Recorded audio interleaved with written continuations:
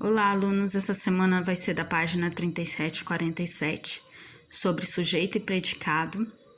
Eu peço que vocês olhem o vídeo do professor da apostila, em que ele explica certinho o que é sujeito e predicado, ok? Só dando uma breve falada sobre o assunto, tá? O sujeito e o predicado é quando é alguém que pratica a ação e aí a ação praticada, tá? Por exemplo, aqui, ó. Algo ou alguém sobre o que ou quem se fala, ou isso é sujeito. Predicado, o que se fala sobre algo ou alguém. Então, algo ou alguém sobre o que ou quem se fala, quem está fazendo a ação. Ou o que se fala sobre algo ou alguém, ó. Ficção é uma forma de literatura.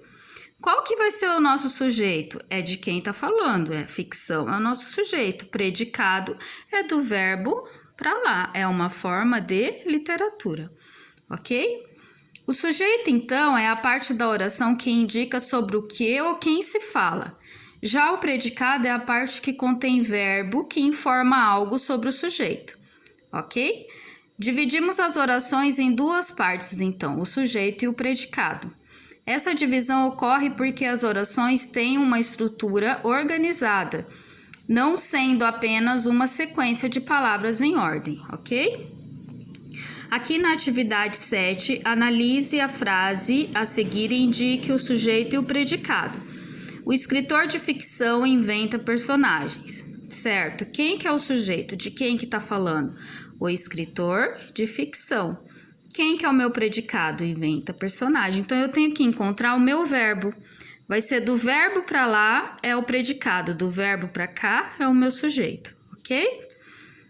8. Indique as partes que correspondem ao sujeito e predicado de cada oração, depois explique a diferença de sentido entre os pares de orações. O cão machucou o garoto machucou o cão. Quem que é o sujeito aqui? O cão machucou o garoto. O cão. Quem que é o meu predicado? Machucou o garoto. Próxima, o garoto machucou o cão. Quem que é o meu sujeito? O garoto. Quem que é o meu predicado? Machucou o cão. E qual que é a diferença de sentido? Que na primeira, o cão está como sujeito, porque é ele que está praticando a ação, e o garoto está recebendo, e aí aqui na segunda é o contrário, né? O garoto que está praticando a ação e o cão que está recebendo, ok? Ok, continuando. Na B e na C, vocês vão fazer igual a explicação anterior. Achar o sujeito e o predicado e qual que é a diferença do sentido dos dois. A 9. Leia a afirmação a seguir e responde às questões propostas. Os contos apresentam poucos personagens. Aqui já tá, apresentam poucos personagens. O que falta da frase? Os contos, né? Predicado. Sobre o que se diz? Apresentam poucos personagens. Aqui. Sobre quem se diz e sobre o que se diz, né?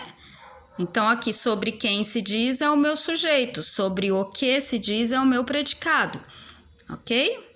Então, vocês vão completar. B. Qual é o núcleo do sujeito e o núcleo do predicado?